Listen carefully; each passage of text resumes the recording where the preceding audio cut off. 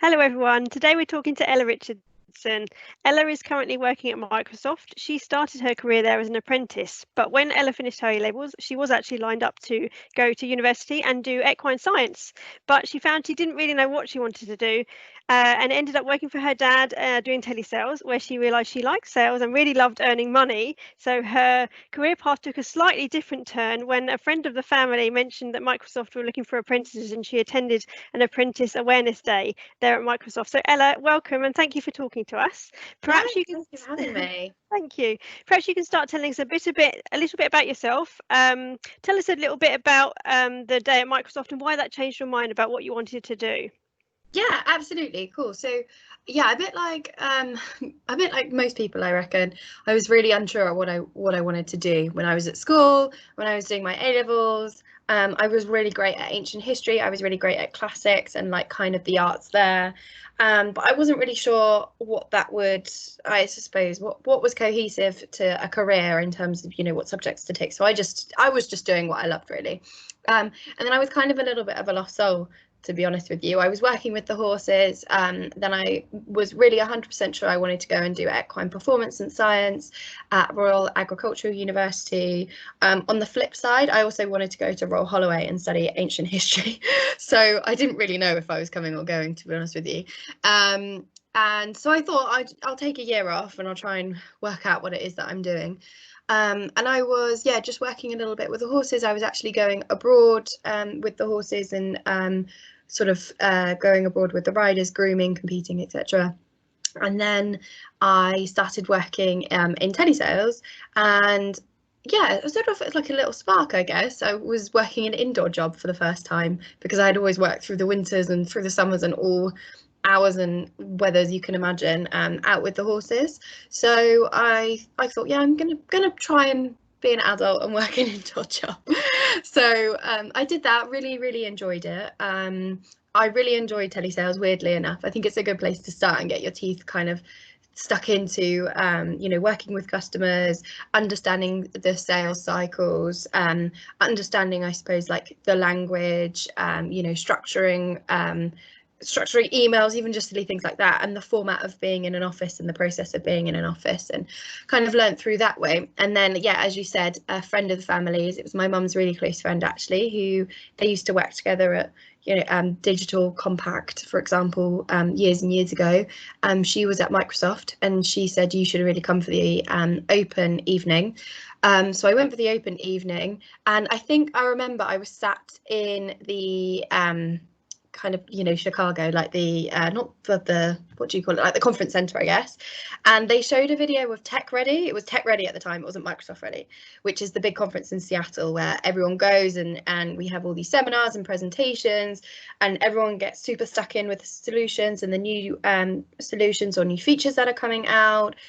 You go there, you meet with a load of partners, and that just blew my mind. I remember seeing this video and I was like, oh my God, that's so cool. And I think, nerded out over it, to be honest with you. I was only selling printers. I had no clue about, Windows 10 even. I just thought, it's on my laptop. So yeah, I nerded out about that a little bit. And then I think I ended up speaking to one of the apprentices at the time, and she was chatting about it, and it was kind of, I was like, oh, okay, that's quite cool. And then I went home and my mum actually said to me, she was like, you're applying. And I was like, no, I don't really want to. I'm not really interested in that. It was really cool, but I'm not good enough. I've always struggled with confidence. So she was like, no, we're doing it. And I think she literally forced me to sit down in front of the laptop and apply for the apprenticeship program. And it was actually like the deadline was the next day. So it was really like the stars aligned in a way, and yeah, and then I got through, I think we have quite a few rounds of interviews and assessments, so online, the video calls that we did as well, until you actually get to like the assessment center at Microsoft, and all the way through, like every time I got through to a next round I was like, oh my god, there, I haven't got kicked out just yet, I haven't been found out. And then I got to the assessment center. And yeah, it was actually at Reading at Thames Valley Park at the offices. where the recruitment day was. Yeah, and I just kept falling in love with it over and over again, and I loved the people. Everyone's so lovely. The assessment centre was amazing to meet kind of like-minded people. I've always felt at school I was like a bit of an odd one out because everyone wanted to go to Oxford and Cambridge, and I really was not of that ilk whatsoever. So I don't know, yeah, it just was really cool. And then when I got the call to say that I got the job, I remember I was at the horses like mucking out at the time, and I got the call, and I literally like threw the fork like across this shaving fork like across, and I was like, who can I tell? So, ran around, called my mum, and yeah, okay, so you can say the rest is history. But yeah, so I was in the surface team. I joined in the surface team, the devices team unit, which was awesome. And then at the end of my apprenticeship, or coming towards the end of my apprenticeship, I then was offered the role as an account executive in the department that I sit in now. My role's changed a little bit just through tweaks and changes that Microsoft often do, and I'm now a modern workplace solutions specialist. So what does that mean? What do you do? So well, it's kind of broad spanning really. So everything Windows 10, Office 365, the devices, security, the enterprise mobility and security suite. So I essentially am a solution specialist, so sales specialist, aligned to public sector. So I have about 150 accounts sat in the public sector. It used to just be pure healthcare, but now I've got local regional government, aviation. I've got one aviation. Police, fire and rescue, housing associations, so a real mixed bag, which is really cool because we're all part of the community as people, as citizens. So really immersing myself in that, especially from a healthcare point of view at the minute, has been really rewarding. Really challenging, but really rewarding. And it sounds like, because before you didn't have any interest in tech whatsoever apart from the selling of the laptops. So it sounds like you don't have to have you don't have to be good at tech to work in technology. Just have an interest or a passion like you did for sales or something like that. Yeah, that's exactly it. I mean, what was really disappointing, and I've gone around to schools in the last few years and have really tried to hammer this home, for want of a better phrase. We at Microsoft do something called DigiGirls, which some people might have heard of, which is essentially where we can pull girls from the local schools, the local areas, bring them to Microsoft and really get them excited about tech, about getting into a STEM career. But what I think was really hard for me is I didn't get the opportunity to go to that because I was never like an A-star student in IT when or business as we actually evolved in the subject evolved into. I was never good. I was never like wow at that, and I was never like pushed to consider that as a role. They were always very much like that's like IT was always to me about coding and like picking computers apart, and I was like, oh, I'm just not really interested in that, which is a real shame because like now I am. It's something that I think if it had been presented in a different way, maybe I would have like kind of grabbed the horns a bit sooner. Luckily things have worked out, but yeah, I think I definitely didn't have a keen interest in technology. I think especially now everyone's pretty great with technologies. It's so intuitive. Like if you think about the phones, the devices, the laptops, even the apps that we use on our phone, everyone kind of switches from them pretty fluidly. So I would probably, if any girls are thinking that IT or anyone is looking at a STEM career and thinking that it's coding, it's Python, it's tearing laptops apart and putting them back together, or computers apart, but it's absolutely not that at all. Like my role, for example, quite often we start talking about like business challenges and business outcomes, and then you kind of feed the solution and the technology into that. And yeah, it's a really fantastic conversation. Like if you think about the work that we're doing within healthcare at the minute, we're thinking about improving patient outcomes, thinking about helping care teams, at more of a regional level nowadays as well. So if you're thinking more about the outcomes and less about the solution, and then the technology, yeah, that's probably where I would say, if you have a keen interest in, I suppose, supporting those types of initiatives, that's something that you can absolutely do at Microsoft. It's not techie nerdies, you can absolutely do that, and it's so cool if you can.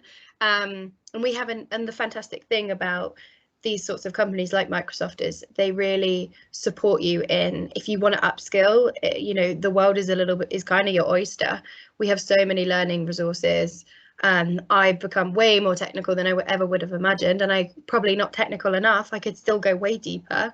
But yeah, I've done like my Microsoft done the fundamentals exam for Modern Workplace.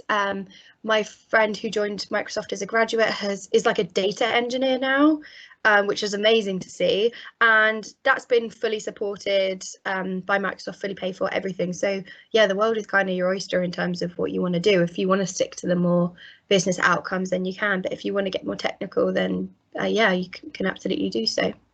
And do you know, for girls that might be interested, you'd mentioned they're DigiGirls, is there a way that they can get involved in that? Do you know? Yeah, I suppose I would ask them. It's really hard, but I would put pressure on whoever it is at school or university, if there are ways that you can connect into Microsoft or other tech companies, for example, because, or even reaching out to someone over LinkedIn, if that's what you want to do, then completely like run with it, go with it. Because one thing that I've realized is that it might not necessarily, you know, people within schools certainly getting better at advertising technology and STEM careers to girls, but just because you, like me, you weren't invited to DigiGirls doesn't mean to say that you're not going to be great in that kind of in that sort of role, in that sort of environment. So yeah, I mean, or reach out to me, speak to me, I'll be happy to help. I've had quite a few people on work experience, and they were the ones that were more technical, and I actually turned around and said to the school, like, no, have you got any that maybe aren't interested in coding or aren't interested in the technical side of things and are maybe interested in something else? Because working at Microsoft, like, you don't even have to touch tech if you don't want to. You could be in marketing and actually or events and work for that side of the business. So yeah, I think probably putting pressure on schools where possible is probably something that we can do. They can do internally and we can do externally, or help influence externally. But I know there are quite a lot of events. There's quite a lot of like Instagram pages that are being set up to help girls get into tech.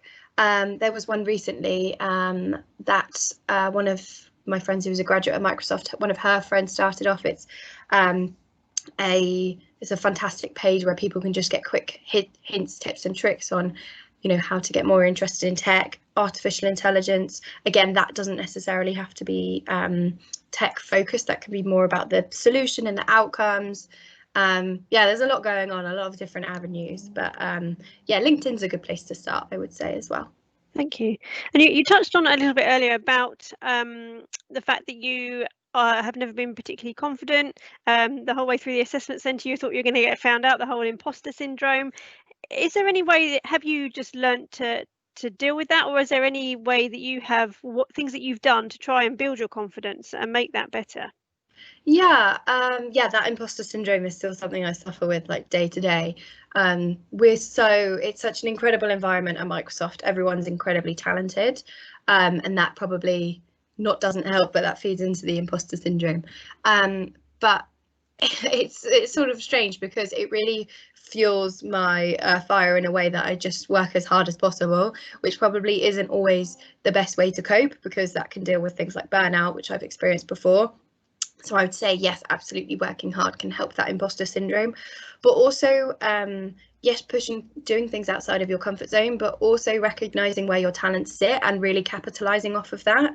So, for example, I know, like now, for example, I really enjoy chatting to people, chatting to customers, and that's something that I want to make sure that I do regularly, because then I kind of almost get a bit of it's like my security blanket in a way. I know that like, I'm meant to be at Microsoft for a reason, because I'm good at X, Y, and Z. And I think continually coming back to that and putting focus on that is really, really important. Yeah, imposter syndrome, I think, is something that quite a lot of people suffer with. So when we should absolutely be pushing ourselves outside of our comfort zone, but also remembering what we're good at, and continuing to build on that is really important as well. And if you do find yourself with burnout, etc., it's absolutely important to reach out to someone and talk to your manager, for example, and just say that you're struggling, rather than just carrying on. Yeah, exactly. And that was something that I've learned, because this year I had so much going on this year, especially with, you know, the worldwide blooming pandemic, to say the least. I am working as hard as possible, and it was never quite enough. And and I'm very open about it. I struggle a lot with anxiety and depression, but the one thing that I've really recognized is being open and honest with the people that you're working with, because yes, it can feel like a bit of a stigma, but then they know that when they know that they need to help you. It's the same with your manager. They go, okay, like, you're not having a great week or a month at the minute. Let me take some of the slack off, or let's find a way to structure the day to make things a bit easier for you. So being open and honest with the people that you work closest with, and also the people that you're closest with at home, so they can recognize, like, hey, you're probably piling on a little bit too much.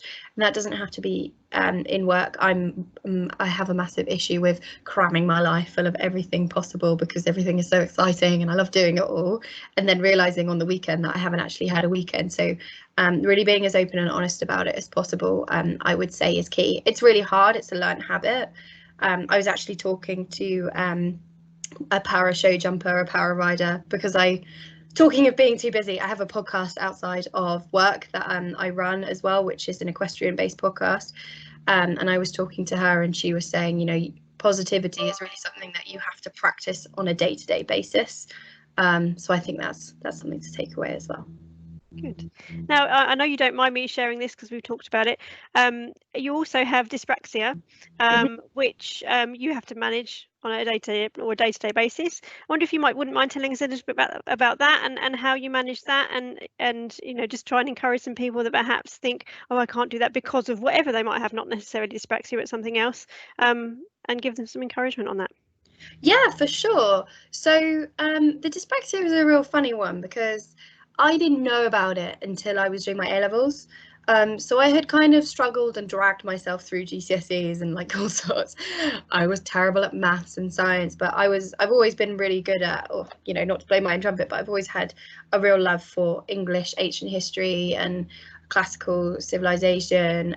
That's always been where my talents have lied and my interests has lied. And that's because what I realized is my brain effectively really struggles or processes information, like structured information, linear information, like maths, like the stuff that you would learn about in science, like large amounts of information on a page. So doing coursework was always a real nightmare for me, and kind of bringing those, I don't call it an issue, but whatever it may be, that situation into a working environment, I was quite concerned about when I was in the assessment centre. I didn't really think to mention it, and it wasn't really an issue. I didn't really recognise it being an issue until I had to start pulling together like notes from customer meetings, pulling together presentations. Like, I'm trying to pull together a presentation, I absolutely can't do it, or I have to find a way to like unblock my brain, because seeing those large amounts of information, you know, dealing with focus issues, so I have to put on focus assist, because otherwise I just get distracted. Yeah, just certain noises, for example, will just like block my brain. It's a bit of a weird one, really. There's some level of dyslexia in there as well, but I've found that the way I kind of structure my week and the way that I structure my working day can really ensure that I try not to come across less hurdles, come across less issues. Turning on focus assist within Windows 10 365, using immersive reader so that I don't necessarily have to like read large amounts of content on Teams, for example.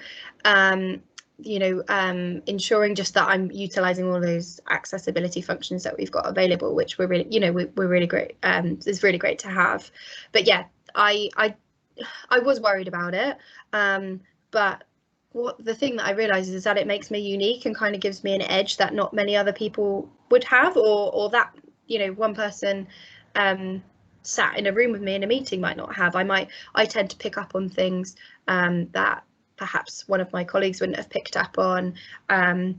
yeah, it gives me a different edge, right? And my boyfriend, he has dyslexia. Similar, when he was writing out large proposals for customers, for example, he found that really difficult. So we were kind of helping each other work our way through that with, you know, sounds silly, but things like mind maps, post-it notes. I still have to write things down, which I know goes against, you know, modern workplace. But it's just understanding the way your brain works, and it's not an issue. It's just finding the rhythms that work for you. And for example, when I spoke about the exam that I was doing, my fundamentals, which at Microsoft we had a technical skills initiative whereby all the specialists had to complete the technical exam. I failed it 3 times. It was shocking. I was crying. I was having breakdowns regularly because I was like, oh, for God's sake, why is everyone finding this so easy?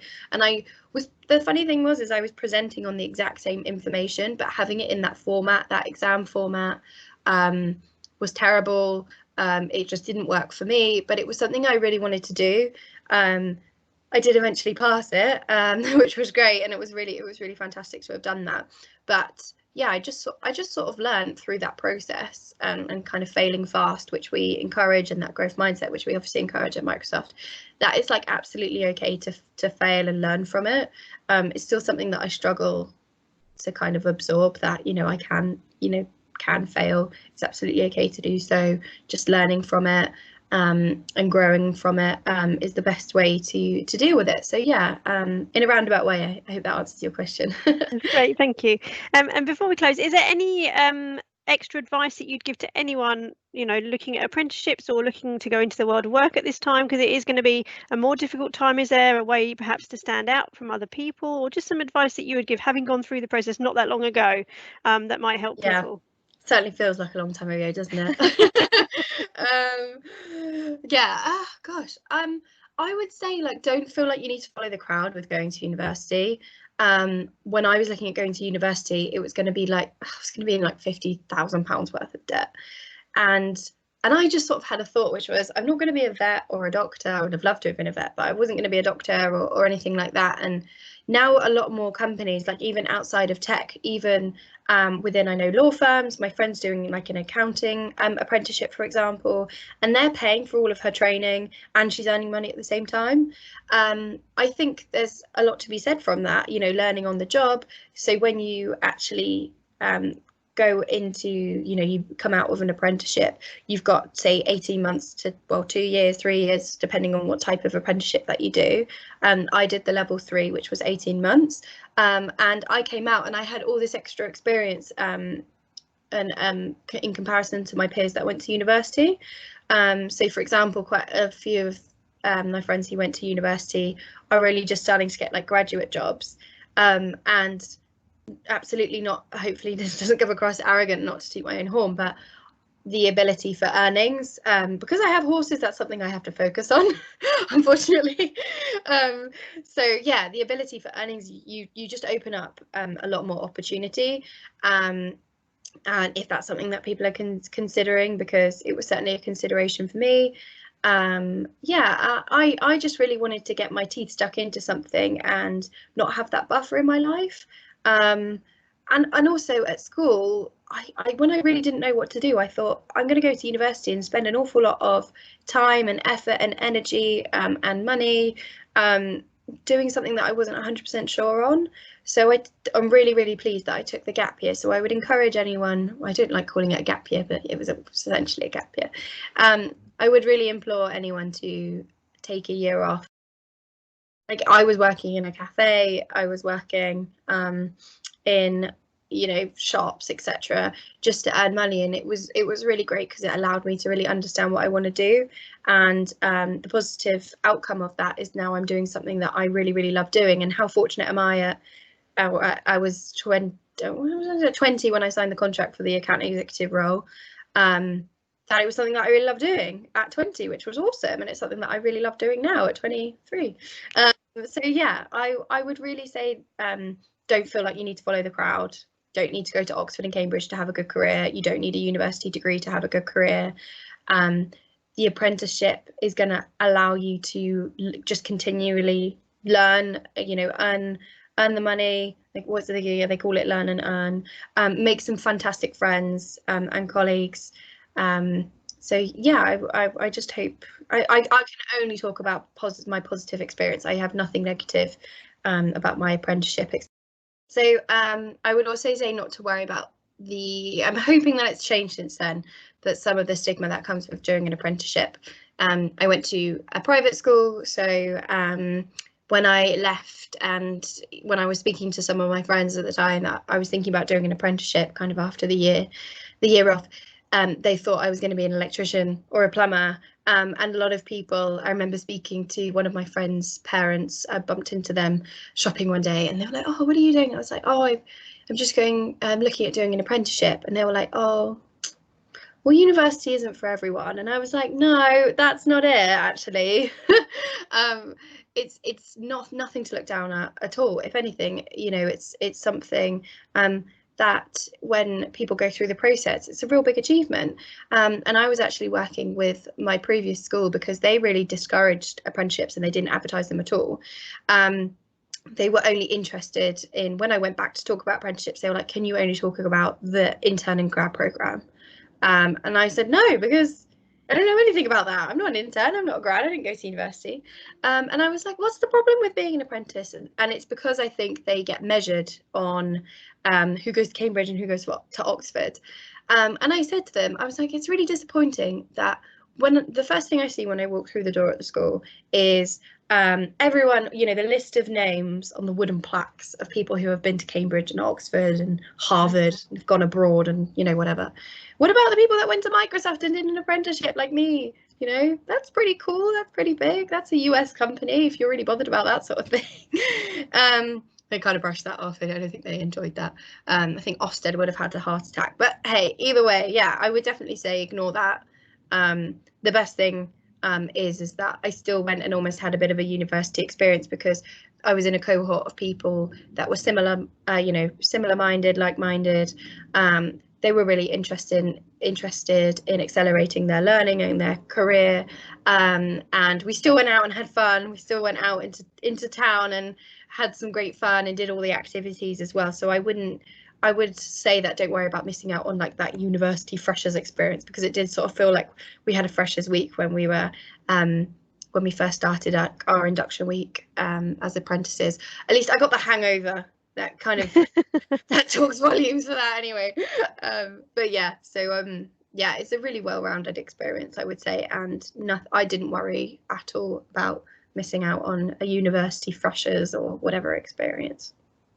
Brilliant. Well, thank you so much for your time. I really appreciate it. And I'm sure this will help a lot of people. It's a really interesting, insightful conversation. So thank you very much, Ella.